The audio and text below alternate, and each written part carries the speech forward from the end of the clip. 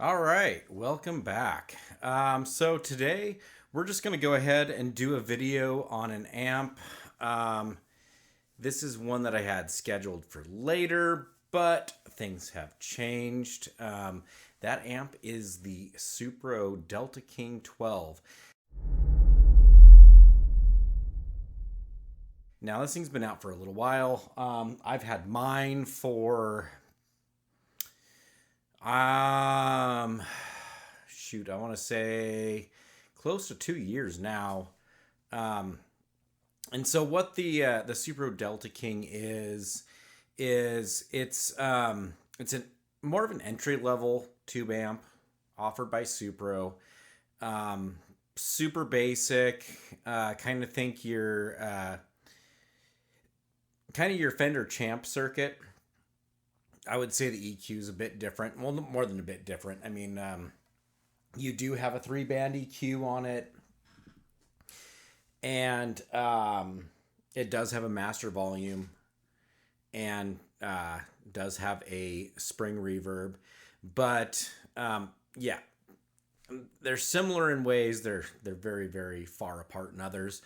Um, so what does this amp do and what does it not do? So this amp is it's kind of your it's a single channel amp is really what it is. It does have a drive, it does have a boost, but it's not a drive channel. What it is it has the I believe it's the Pigtronics fat drive built into it. And so that is a solid state. Think of it as more of a drive pedal built into the amp. Um, kind of the one downside to that is that it has no, no, you have no control over it. It's on or off. There's no gain knob. There's no output knob. It just kind of is what it is.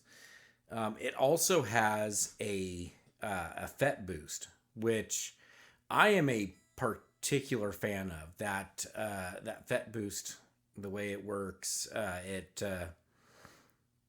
adds a little bit of gain to the signal, and so when you're on single coils, if you want your bass tone to be just a little bit dirtier, yeah, you engage that FET boost, and it works out really well. This amp takes pedals really really well. The one big downside, and it's probably my biggest gripe with Supro on this amp, is that um, they don't have an effects loop. Now, this amp is, and by no stretch, it is the Supro Blues King. And in fact, I opened up the amp, took a look at the circuit. I tend to do that about every year or so just to make sure that there's not something funky going on. I'll take a look at some things and make sure there's no burnt areas on the board, or funky smells, or burnt components. Now I don't suggest that everybody does that, because you have to be aware of a few things. One of which being the lethal voltages that can be stored in the capacitors of an amp. But it is something that I do with mine. I have the very limited, but I do have some training on electronics, and I do understand what's going on inside of the amps, and I can perform certain amounts of maintenance safely by myself. Let's just put it that way. If there was anything major going on, it would go to an amp tech. So anyway, I had it apart last year, just kind of checking things out, and it even says on the board, it's a Blues King. It's a Supro Blues King. Now, what the Blues King had, this doesn't, is the effects loop. So this amp, in place of the effects loop, it has a preamp out and a power amp in. Now, I believe that preamp out is a line level kind of thing, and it's really meant for direct recording or slaving into another power amp.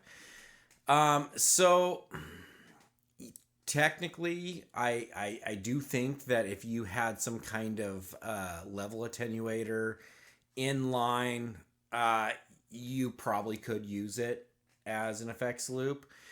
But I haven't really tested that out, and I can't tell you for sure.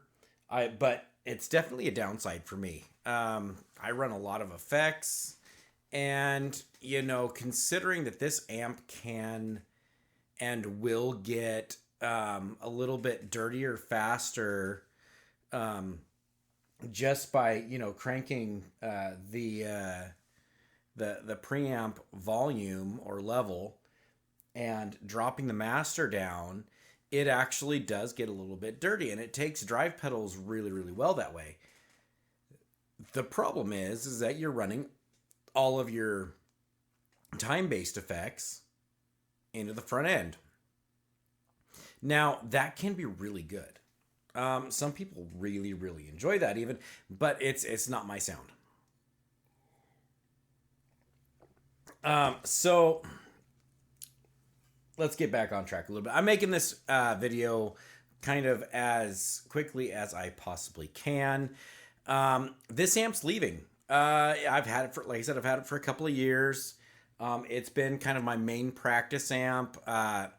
Y'all have heard it. Any of the real sound demos that I've had on this channel, and I realize that we really haven't gotten a whole lot yet, but they are through that amp. It's just kind of been in the background. I've got a I've got kind of a sound dampening deal in front of it to kind of get rid of reflections. There's an SM57 that is always on that amp. And that's what we'll be listening to today. I was having a lot of issues with reflections in the room, and that's why I'm trying this guy out. It's made by Stage Right. It's just some pretty standard foam. And it just kind of, it's just blocking reflections. That's all it's doing. It's not doing anything major. The biggest thing that I was getting was a lot of string noise, and you guys are gonna have string noise because we're recording both at the same time. I don't have a mute switch, and so my main mic here is going to be on, and you're gonna hear it. So we're not gonna get fancy with this. Right now I have it set to a pretty basic setting, volume wise, and I will take pictures of the EQ so you can see what's going on. I'm not going to go and wildly change the EQ. I will say that the EQ is active on this amp, and so really, in a nutshell, what that means is that you can actually change the gain characteristic, and I do mean the amp's gain, not the drive switches gain, not the boost switches gain, but the amp's gain itself can be changed just a fair bit with boosting the EQ. And so, basic sounds, we're gonna go with neck pickup.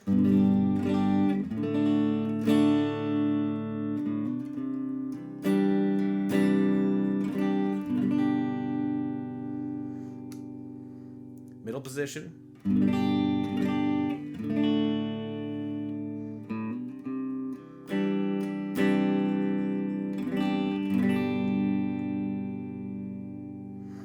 And the bridge position.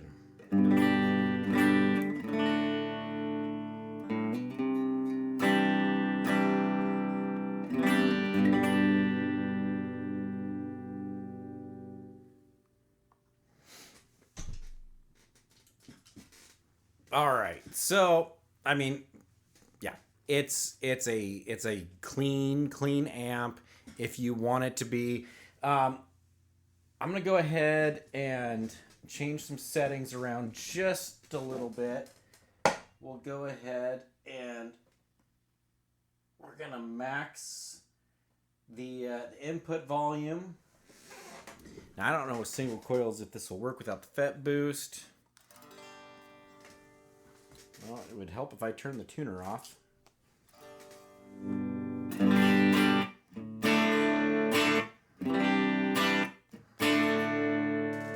So it is getting a little bit of a breakup now. And that's kind of almost kind of that edge of breakup where I would want to be for putting my gain pedals into it. And that is, like I said, you know, with the time bass effects, I think that's about as dirty as I'd want to go. I'm going to go ahead and switch on the boost. I am going to turn that master down just a hair because, like I said, there's no control over the boost. So that is going to raise the volume.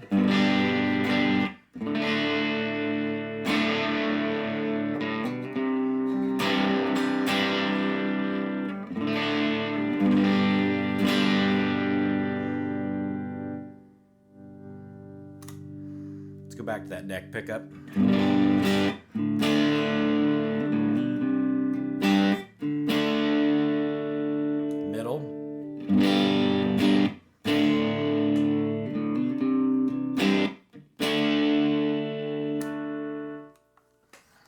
So yeah, that FET makes a huge difference, and really you can ride your input volume on that, and kind of shape it a little bit better with the single coils. Now the guitar we're using today is my I have no idea what year, and I will find out for you guys, but this is my Fender Highway 1 Telecaster. It does have a little bit hotter pickups in my opinion than most Telecasters. But not by leaps and bounds. They're a little bit darker, a little bit hotter. That I like them. I actually love them. Well, we'll talk about this later. Anyway, so now let's go ahead and switch that boost off. We're gonna switch the drive on. Like I said, this is the Pigtronics Fat Drive. Again, there's no tweaking this. It is what it is. It's set in, forget it kind of thing. There is a foot switch that you can buy. Huge miss by Supro, but you can buy a foot switch that will activate these two options. Honestly, I do believe that it should be sold with the amp. I think purchasing it separately is kind of a huge miss when most other amps that have features that are foot switchable are going to include that. I think, Supro should be including that. But again, some way, somehow, there should be if nothing else, there should be a level control. So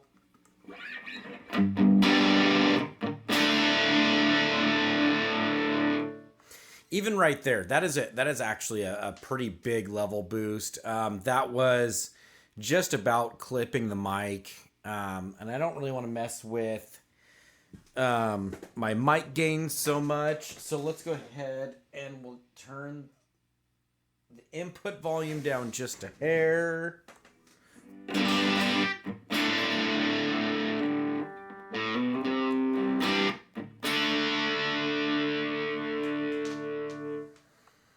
So yeah, it's not a bad sounding drive. It's just you can't write it a whole lot. And let's see how this cleans up. So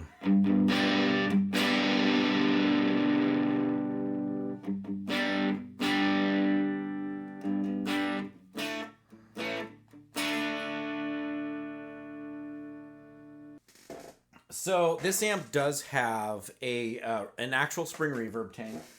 It is not tube driven.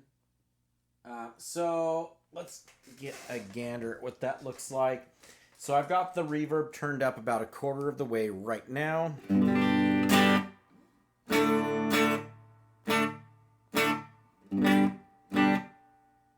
So you can kind of hear the trails on that. Let's go about halfway. Oh, no, wrong control. Don't do that. Don't do that. Let's not do that. Okay, so about halfway up.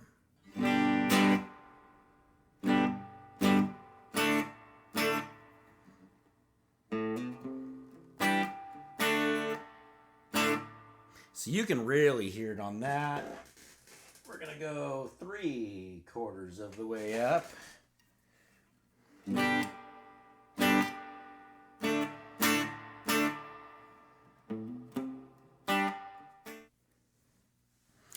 All right. Okay. So well, that was fun. Camera just stopped recording. I don't know what I missed. Hopefully nothing.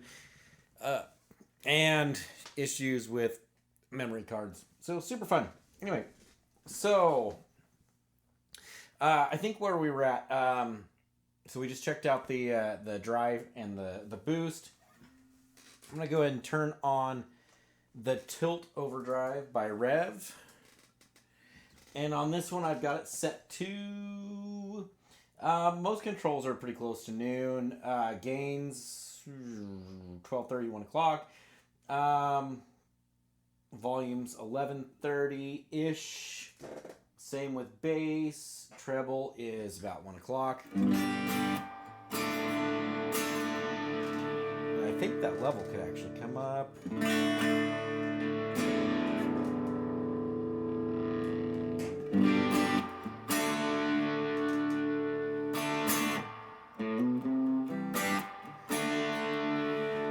Go ahead and turn that reverb. So we're going to turn the actual amp's reverb off.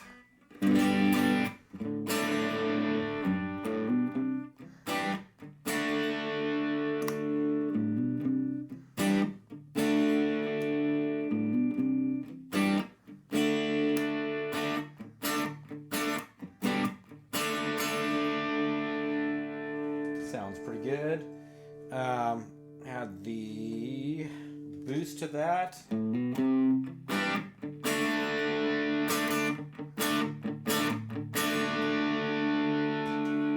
There's really no wonder why I love this tilt overdrive so much. It just works with everything that I put it into. Let's just hit it with the compressor real quick. Kind of see what that does with the current settings.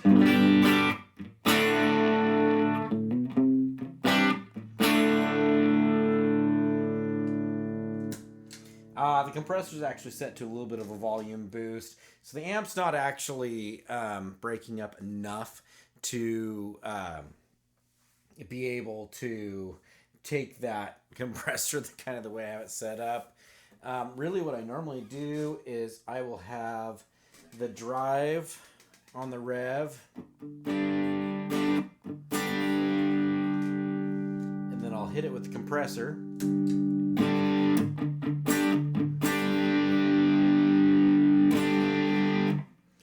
And so really what you're going to get there is just kind of a less of a volume boost. There's a little bit there, but it's just it's just compressing more.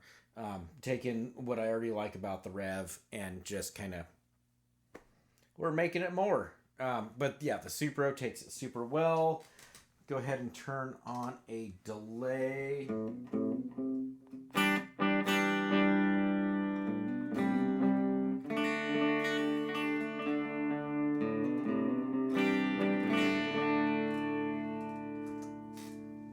Reverb, courtesy of the Flint Strymon.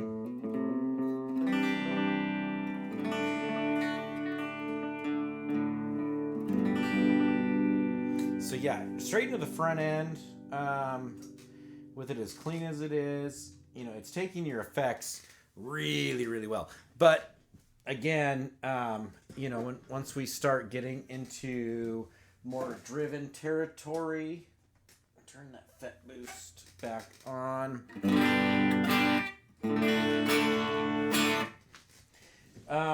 And that's not quite enough to really upset it too much. But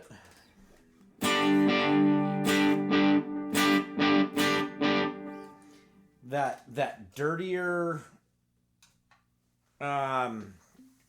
delay, it's just kind of, it's not my thing. So all in all, get back on track here. All in all, I think that this amp is really, really good. I think it serves a purpose. And you know, I think if you're the type of person that's not going to put a whole lot of delay in there, or maybe just a slapback for lead stuff, and you're going to utilize the spring reverb, which is actually really surprisingly good for a solid state driven spring reverb, you know, you're going to be super happy with this amp.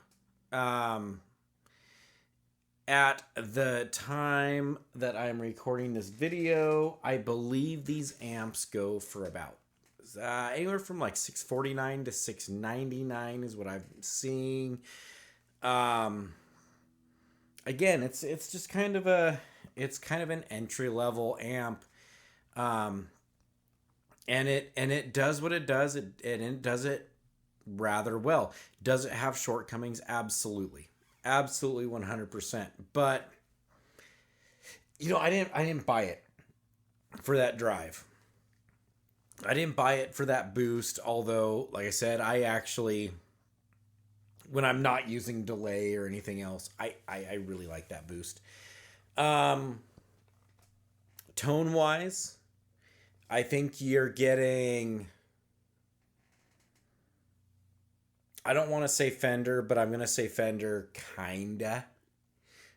It is a, you know, it's a 6L6 power tube. It's a 12AX7 preamp tube, super simple kind of setup there, but it does kind of have that high-end sparkle if you so desire. But it does have a very powerful mid control. And so, like I said, I don't want to say Fender, but I will say it does do the Fender thing. But it does a little bit more. It does have more control over the mids. It, you know, it's kind of hard to compare it to other amps because really it is a little bit of its own thing, but it can do a lot of other things. Is it, you know, going to get you your Marshall sound? No, not necessarily. But it can be mid-heavy if you want it to be. You can EQ it that way. The EQ is only going to go so far, though. You're not going to make drastic changes. You're not going to turn it from, you know, one amp into another. And I've put fuzz pedals. I've put high gain pedals through it. You know, it takes everything rather well. But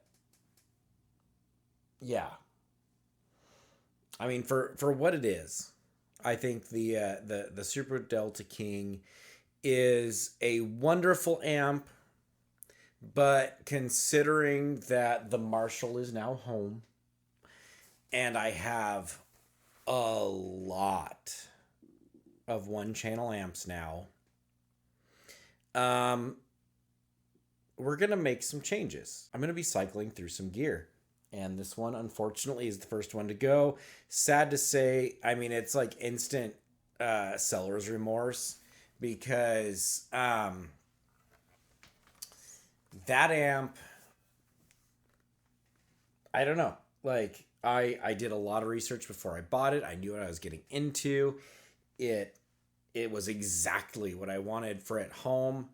And then as soon as I got it home, I'm like, man, I should have got something channel switching. I need something with higher gain, but that's okay.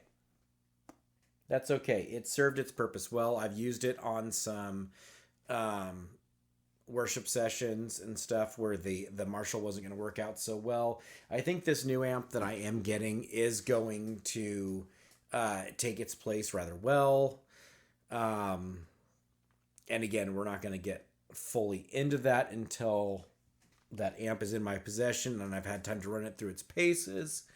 But yeah, I think we're going to go ahead and wrap this one up. Go ahead and like and subscribe. And let me know what you guys think. What are your thoughts on the Supro Delta King 12? The Super line in general. I mean, they've got some really killer amps out there. Yeah, they're very classic amp oriented, but man, do they sound good.